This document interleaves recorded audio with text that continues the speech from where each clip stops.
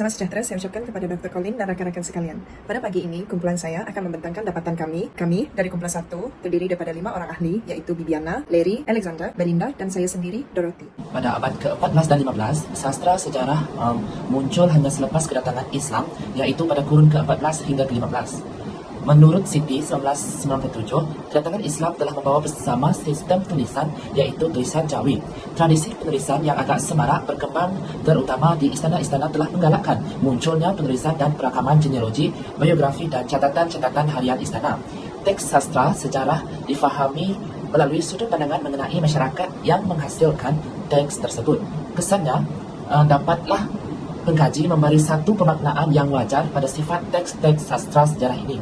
Selain itu, unsur-unsur mitos dan legenda dimasukkan bagi memenuhi tujuan mendaulatkan dan mengkritik secara halus mengenai perilaku raja, sekaligus menjadikan teks sastra sejarah begitu unik dan istimewa. Pada abad ke-16 pula, kesan penjajahan British ke atas alam Melayu membawa perubahan yang besar, khususnya terhadap dunia kesusastraan. Penjajahan memperkenalkan bentuk baru sastra yang kreatif, yaitu sajak, novel, cerita pendek, dan drama. Bagaimanapun, hal ini disanggah oleh ilmuwan ulung, yaitu Profesor Tan Sri Dr. Syed Muhammad Naqib Alatas. Katanya, pemodenan yang dikatakan itu hanya merujuk aspek luaran sahaja kerana makna sastra sudah disempitkan kepada karya bersifat imajinasi.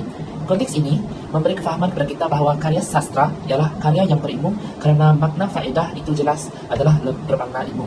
Selain itu, pada abad ke-17, sastra pada zaman dahulu dianggap tidak mementingkan nama kerana bersifat kolektif. Tradisi sastra Melayu bermula apabila wujudnya suku bangsa Melayu pada abad ke-17 atau 16 Masihi. Mula timbul kesedaran untuk membukukan hasil-hasil sastra lama. Sastra pada masa itu berunsurkan hiburan, sejarah, legenda dan mitos. Sastra tulisan berkembang dan kebanyakan pengarang sastra lebih kepada penulisan yang berkonsepkan pengabdian kegagahan kerajaan Melayu serta jurai-jurai keturunan raja-raja Melayu. Pada penghujung abad tersebut, wujudnya sastra dikenal seperti syair Siti Zubaidah, syair Dandan Setia dan syair Al-Qiyamat. Sastra berkonsepkan seni untuk masyarakat mula wujud semasa tanah Melayu menuntut kemerdekaan. Angkatan sastrawan 50 ataupun asas 50 berperanan penting dalam melahirkan sastra yang bermutu dan menyedarkan masyarakat mengenai kepentingan nilai kemerdekaan kepada semua bangsa. Pada abad ke-21 pula, kemunculan abad baru sudah pasti membawa bersamanya cabaran terhadap pengembangan dunia pendidikan dan bahasa Melayu. Aspek-aspek yang perlu diberi penekanan termasuklah sosial budaya, linguistik, jati diri bangsa serta nilai. Upaya bahasa sastra untuk lahir sebagai bahasa yang penuh estetika terletak kepada kebijaksanaan dan kemampuan pengarang mengolah bahasa yang melahirkan kesan mendalam terhadap pembaca. Pada abad ini, mempunyai cerita seperti perwatakan plot, sudut pandangan, latar dan bentuk. Sastra mempunyai bentuk berdasarkan genrenya sama ada pantun, syair, sajak, drama, cerpen ataupun novel. Salam sejahtera saya ucapkan kepada Dr. Colin. Saya Belinda Anak Jafar. Saya akan membentangkan bahagian 1 nombor 2 dalam tugasan kami. Maka saya akan memulakan dengan sastra Islam. Di Malaysia, sastra Islam ini digerakkan oleh kesedaran yang dicetuskan pada dekad 70-an tentang kepentingan penyebaran ajaran Islam di Malaysia. Dan gerakan kebangkitan Islam ini telah disertakan dengan aktiviti dakwah yang juga turut menyumbang kepada perkembangan Islam di Malaysia. Satu aspek penting pemikiran sastra Islam ini adalah nilai falsafahnya yang dicorakkan dari pandangan dunia. Seterusnya ialah sastra Mahua. Sastra Cina di Malaysia yang dikenali sebagai sastra Mahua telah wujud sejak awal tahun 1920-an. Walaupun media pengecapan yang digunakan oleh penulis Mahua dalam penulisan sastra Mahua ialah bahasa Cina, namun ia tetap berkembang mengikut acuan dan halannya tersendiri, khususnya selepas Perang Dunia Kedua. Selanjutnya ialah sastra Tamil. Kebanyakan sastra Tamil ditulis bertemakan kerinduan orang-orangnya terhadap tanah air mereka sendiri dan kekecewaan yang berlaku ketika mereka di perantauan. Sastra Tamil yang diterbitkan ialah majalah-majalah sastra seperti Valinam, Keatal dan Parai. Valinam adalah salah satu majalah sastra dalam talian yang dilancarkan pada tahun 2007 untuk bertujuan untuk memperkembangkan sastra Tamil di Malaysia. Yang keempat ialah sastra Malaysia dalam bahasa Inggeris. Sastra Malaysia dianggap terperangkap dengan identiti kaum dan batasan linguistik.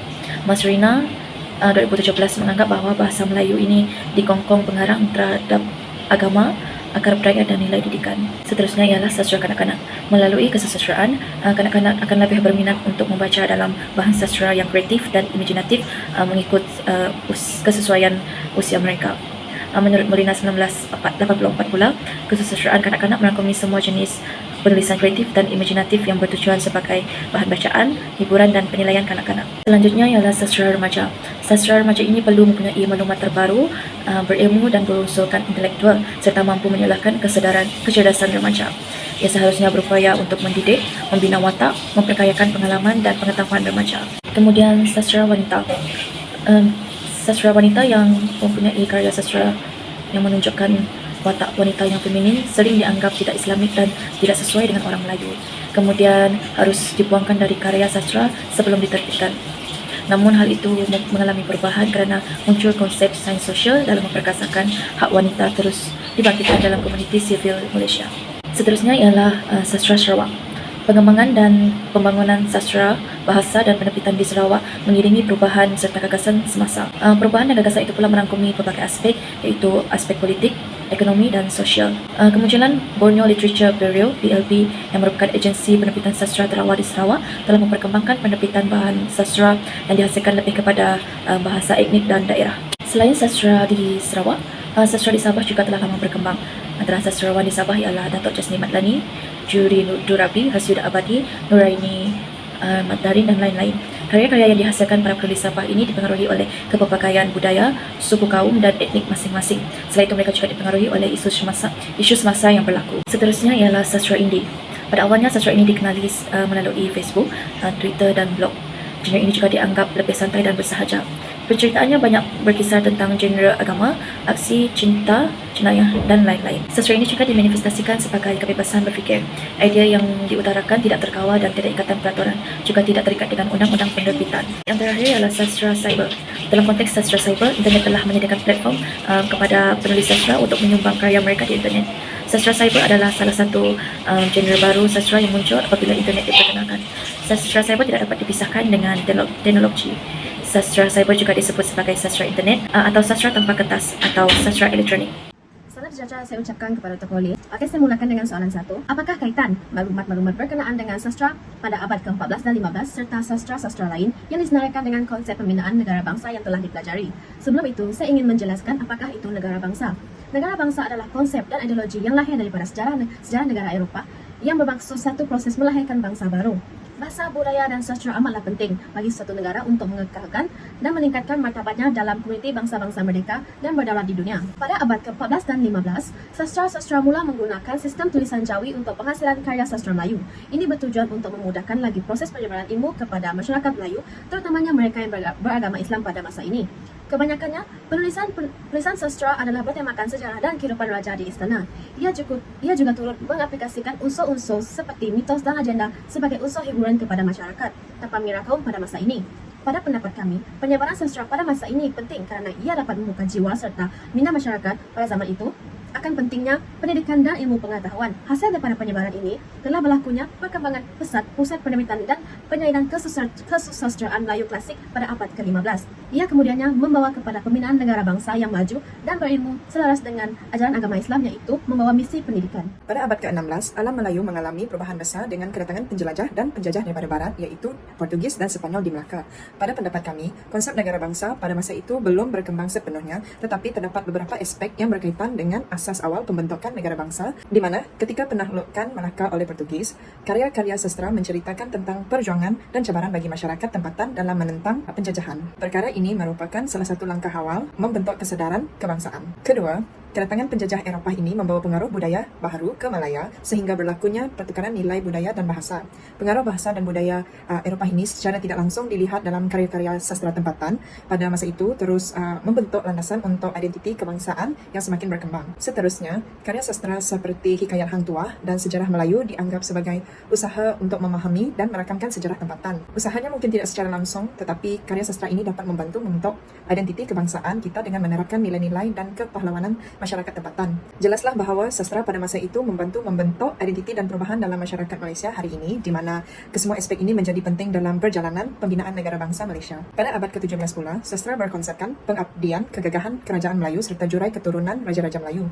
Melalui konsep ini, kumpulan kami berpendapat bahawa sastra pada abad ini mungkin mencerminkan realiti politik tempatan, tetapi konsep negara bangsa moden mungkin tidak menjadi tumpuan utama kerana konsep negara bangsa yang kita kenali pada masa kini belum wujud. Tambahan pula, fokus utama masyarakat dan sastra pada abad tersebut lebih terarah kepada kewujudan dan kestabilan kesultanan daripada konsep negara bangsa. Pada abad ke-21, sastra telah menggunakan bahasa yang penuh estetika dan bahasa yang beraneka-ragaman. Antara genre-genre pantun, syair, sajak, drama, cerpen, dan novel. Watak yang sering ditonjolkan ialah watak berdasarkan realiti kehidupan atau berkaitan dengan komuniti. Antara tema-tema yang sering diangkat pada abad ke-21 ialah tema sosial budaya, tema linguistik jati diri, tema bangsa, dan nilai. Sastra pada abad ke-21 mempunyai struktur plot yang indah, kreatif, dan juga menarik. Antara bentuk-bentuk sastra yang muncul pada abad ke-21 ialah sastra indie, sastra cyber, sastra mahua, sastra Malaysia dalam Inggeris, sastra kanak-kanak, sastra remaja, dan juga sastra wanita. Untuk soalan yang kedua, sejauh manakah sastra pada abad ke-14 dan 15 serta sastra-sastra lain yang disenaraikan membantu menyumbang kepada proses pembinaan negara bangsa di Malaysia? Pada pendapat kami, bagi sastra pada abad ke-14 dan ke-15 merupakan asas-asas awal kepada pembentukan negara bangsa Malaysia. Hal ini dikatakan demikian kerana sejarah pada masa itu memainkan peranan penting dalam budaya warisan Melayu, di mana karya sastra seperti watak tentang pribadi seorang raja, unsur-unsur mitos dan legenda dikaryakan. Antara contoh karya sastra adalah seperti Sejarah Melayu dan Hikayat Hang Tuah. Sastra pada masa ini dijadikan medium untuk menyebarkan cerita dan nilai-nilai kebangsaan yang menyatukan masyarakat. Melalui penulisan karya-karya sastra, penulis boleh membina kesedaran dan kefahaman tentang konsep negara bangsa yang merangkumi semua masyarakat. Pada abad ke-16, penjajahan British ke alam Melayu telah membawa bentuk-bentuk lain penulisan sastra, misalnya seperti sajak, novel, cerpen dan drama yang kebanyakannya menceritakan kisah percintaan, keagamaan dan juga kehormatan seseorang individu atau sesebuah masyarakat. Penghasilan karya-karya, baik sastra ataupun bukan, pada masa kini masih lagi mengaplikasikan tema-tema seperti ini. Bukan itu sahaja, watak-watak yang diceritakan di dalam karya juga merupakan watak kepada tokoh-tokoh yang penting di dalam masyarakat, sekaligus dapat menjadi tauladan kepada mereka. Beralih ke abad yang ke-17 pula, perubahan yang berlaku dalam kesusastraan telah menyebabkan kemunculan percampuran agama di dalam penulisan sastra, khususnya agama Hindu dan Islam. Penulisan sastra pada abad ini mula beralih kepada bentuk lisan, di mana ia berkaitan dengan kehidupan masyarakat pada masa itu. Gaya penciptaan juga turut menyelipkan mesej serta nilai-nilai murni yang dapat dijadikan sebagai panduan dan pengajaran kepada semua lapisan masyarakat. Sehingga kini, unsur-unsur percampuran agama ataupun budaya masih diterapkan ke dalam penulisan sastra. Pada pendapat kami, percampuran budaya di dalam kesusastraan inilah yang dapat membantu negara kita untuk mencapai kesepaduan dan kesalingfahaman di antara satu sama lain.